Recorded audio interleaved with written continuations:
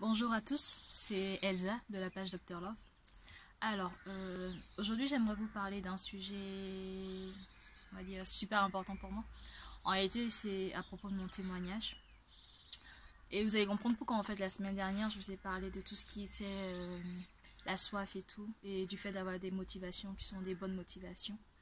En fait, comment dire, alors je suis née en Côte d'Ivoire. J'ai grandi là-bas et avec ma famille, j'ai grandi en Afrique en fait. Et quand j'avais 19 ans, je suis venue en France. Sauf que l'année de mes 19 ans a été assez mouvementée. C'était mon année de bac. J'avais 18-19 ans et tout, c'était l'année de mon bac. Et je passais mon bac cette année-là. Sauf que cette année-là, ma soeur elle est décédée. Et à la suite de ça, mes parents ont divorcé. Et après, je suis venue en France. Donc ça a été vraiment coup sur coup, c'était vraiment l'année, on va dire 2012, l'année où vraiment j'avais eu tout coup sur coup. Et c'était pas vraiment évident. Mais pour que vous compreniez le contexte, je vais repartir en arrière pour que vous puissiez comprendre. Alors déjà à la base, il faut savoir que ma soeur était vraiment attendue dans le sens où mes parents, ça faisait des années qu'ils essayent d'avoir des enfants.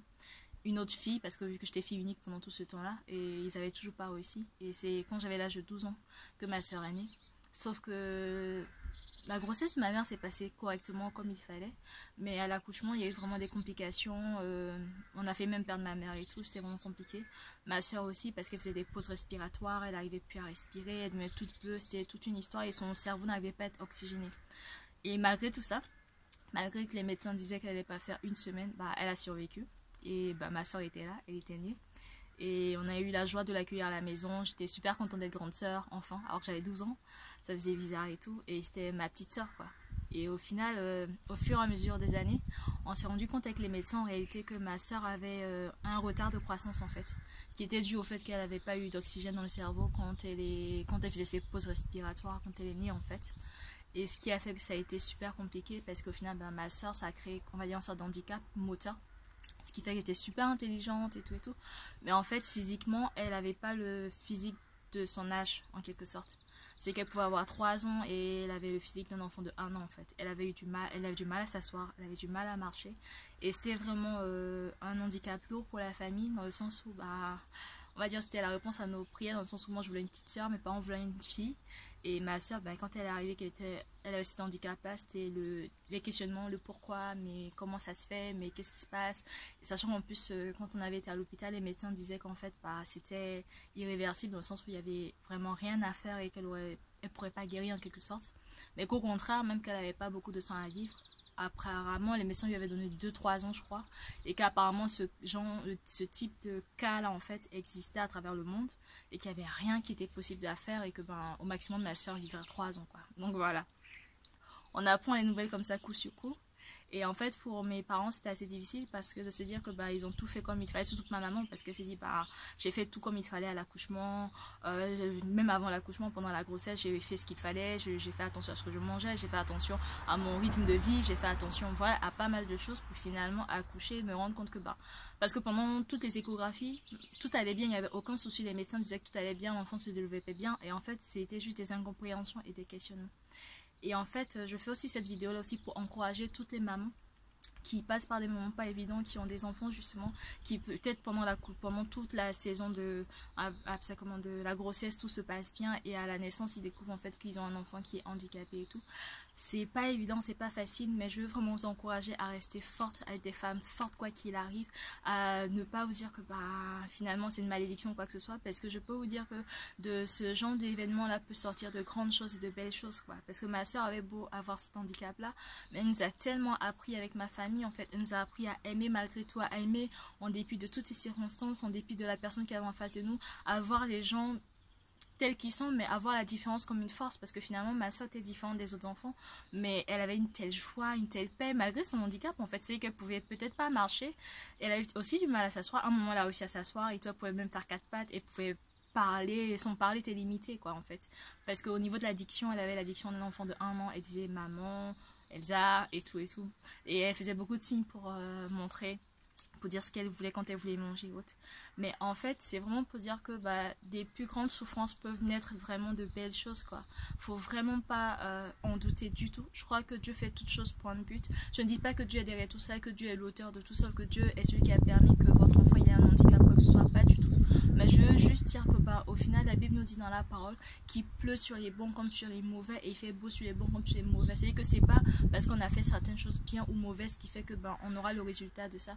Parce que souvent on peut se dire oui, mais Seigneur, pourquoi ce genre de choses m'arrive et tout. On peut avoir un enfant qui est né avec un handicap, justement, on peut se dire mais Seigneur, qu'est-ce que j'ai mal fait ou qu'est-ce que j'ai pas assez fait, en fait, comme toutes les mamans, est-ce que j'ai raté quelque chose, peut-être j'aurais dû faire quelque chose, mais en fait pas du tout quoi.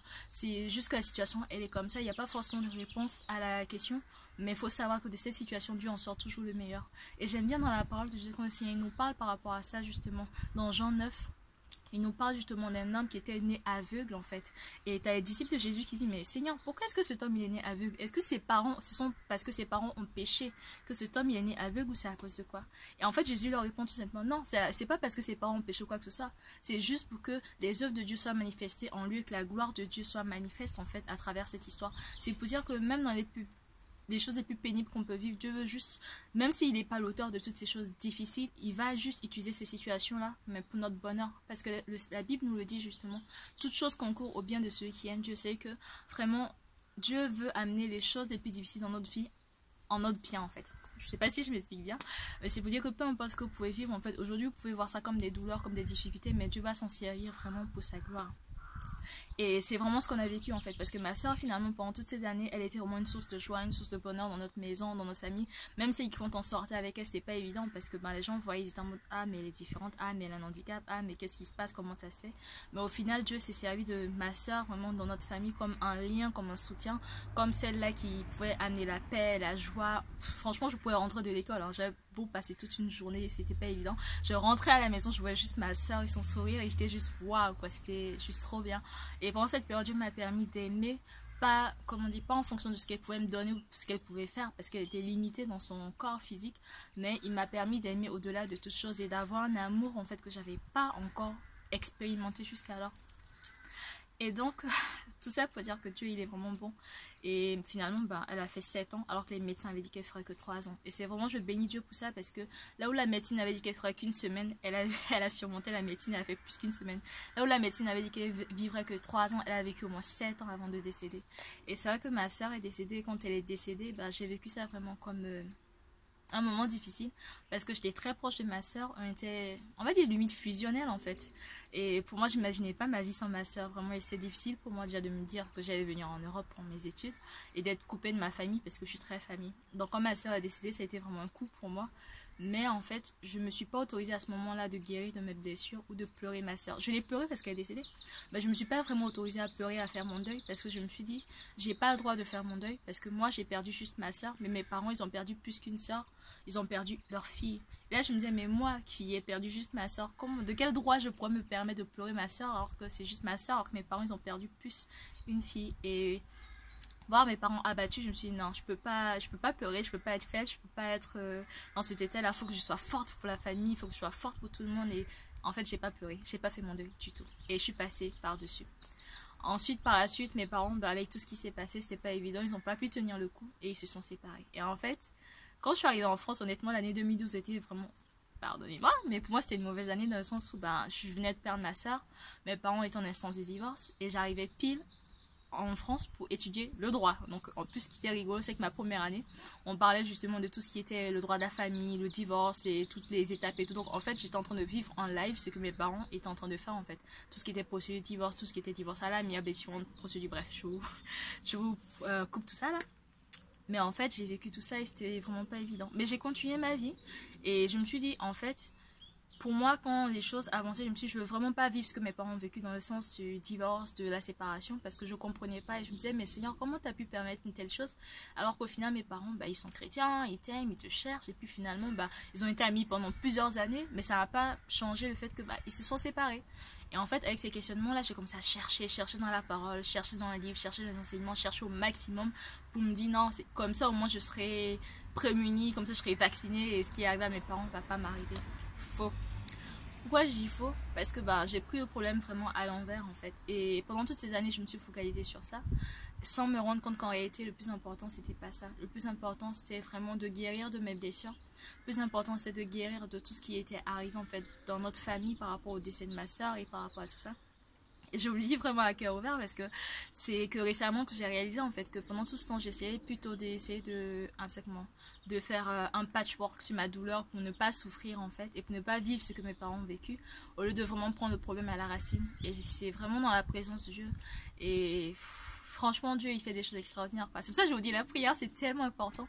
Parce que plus vous passez du temps dans la présence de Dieu, plus vous le cherchez, plus il vous parle et plus il vous montre les choses. Et c'est vraiment dans la présence de Dieu que Dieu m'a parlé et m'a fait comprendre qu'en réalité, Elsa, en fait, tu prends le problème à l'envers. Dans le sens où tu as perdu ta soeur. À aucun moment tu t'es vraiment permis de la pleurer. À aucun moment tu t'es permis de la laisser partir, en fait. Et d'accepter sa mort, de te dire que, oui, Daniel est décédé. Oui, tu verras plus ta soeur. Oui, tu la prendras plus dans tes bras. Et oui, ta famille n'est plus ce qu'elle était. Mais voilà, ce qui est arrivé. Et je ne suis pas d'accord avec ça. Mais au final, comment dire, ce qui est arrivé. Et de ça, je peux sortir des plus grandes choses en fait.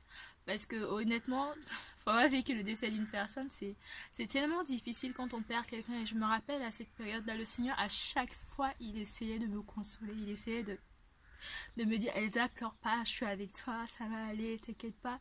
Ce sont des choses qui arrivent, je ne cautionne pas ce qui arrive, mais sache que je suis avec toi et dans ta douleur je vais te consoler, dans ta douleur je vais te relever, dans ta douleur je vais faire naître de belles choses de ça. Et en fait à ce moment là vraiment je refusais vraiment que la main que Dieu me tendait, en fait c'était vraiment dans le sens où je me disais mais non Seigneur, je refuse que tu me consoles, je refuse que tu me prennes la main parce que tu m'as appris ce que j'avais de plus précieux en fait. C'était ma soeur et j'avoue, c'était ma soeur et pour moi c'était mon tout en fait. C'était ma soeur, c'était ma chair et mon sang. Et j'imaginais pas vivre sans et j'imaginais pas une seconde que notre famille puisse en sortir sans ça. Et je me disais mais Seigneur non, tu veux me consoler de ça mais j'ai pas envie que tu me consoles, j'ai pas envie que tu me prennes dans tes bras. Et c'est vraiment ce que j'ai vécu pendant toutes ces années où je refusais vraiment que Dieu me console, où j'étais en colère contre Dieu. Je lui en voulais d'avoir enlevé Daniel, je lui en voulais de tout ce qui se passait, je lui ai tenu responsable de tellement de choses, tellement de choses qui arrivaient dans notre famille, alors que Dieu était responsable en rien. Et alors que depuis tout ce temps, tout ce qu'il voulait vraiment c'était vraiment me consoler. Désolée. C'était vraiment me consoler et vraiment être là pour moi et me dire que peu importe ce que tu as vécu, je suis avec toi et je suis toujours avec toi.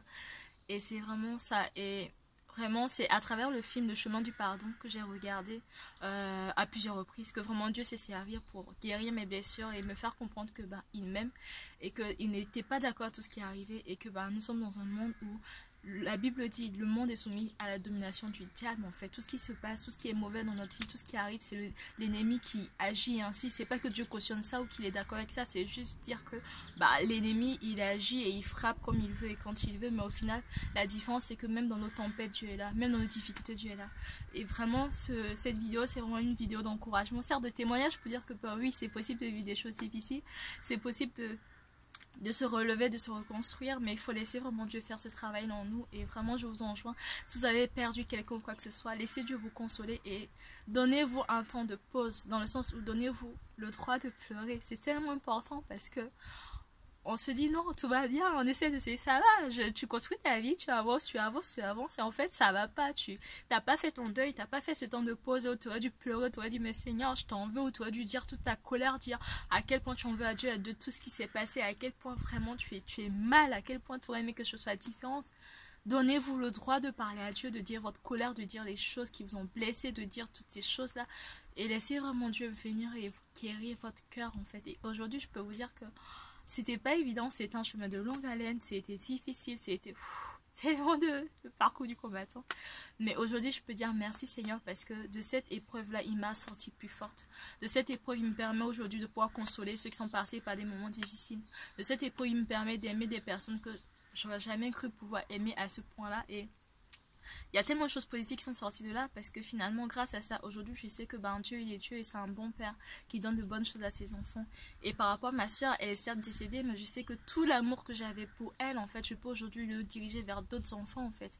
Je travaille avec les enfants en école et franchement je vois Dieu agir jour après jour et franchement ma prière c'est ça chaque jour que je prends ces enfants dans mes bras, pour moi c'est Seigneur, j'ai peut-être pas ma soeur avec moi elle est peut-être partie trop tôt, mais je vais pouvoir être cette solution pour les enfants qui sont là aujourd'hui. Je vais pouvoir aimer ces enfants-là comme tu m'as aimé. Je vais pouvoir leur donner tout l'amour, Seigneur, dont ils ont besoin, malgré les difficultés par lesquelles ils passent, malgré le rejet, malgré tout ce qui passe par lesquels ils passent. Je vais pouvoir leur dire que tu les aimes, je vais pouvoir leur dire qu'ils sont précieux à tes yeux, je vais pouvoir leur dire qu'ils ont de la valeur, que Dieu a des plans d'amour et de paix pour eux, que peu importe ce qui se passe dans leur vie, tu es avec eux. Et en fait, je vois comment Dieu reconstruit ma vie petit à petit. Mais pour ça, il fallait qu'il aille à la racine de tout ce qui n'allait pas mal, tout ce qui n'allait pas bien, qu'il me guérisse vraiment, qu'il me restaure et qu'il en fasse ce qui est là aujourd'hui en fait. Et c'est vraiment, je me vous encourager, vous dire que Dieu est là, il est présent dans votre douleur. Si vous avez perdu un papa, une maman, un frère, une soeur, vous avez perdu, je sais pas moi, des études.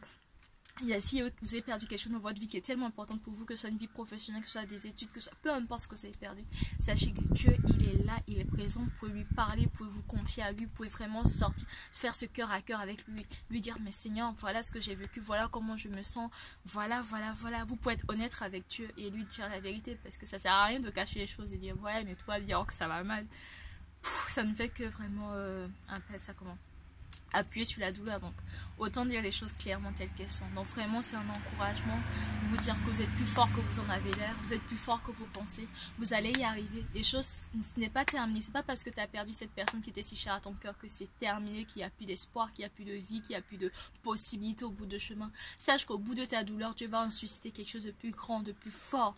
Franchement, je suis l'exemple vivant que Dieu peut faire des choses extraordinaires avec des gens qui sont brisés, qui sont détruits, qui sont passés par le deuil, qui sont passés par le déni, qui sont passés par la colère envers lui. Franchement, Dieu n'a pas regardé à tout ça avant de venir vers moi. Malgré la colère que j'avais contre lui, malgré toutes ces choses-là, Dieu, il s'est pas dit, elle est en colère contre moi, je vais partir. Non, il est resté là, il était présent, il était là. Tu as mal, je suis là.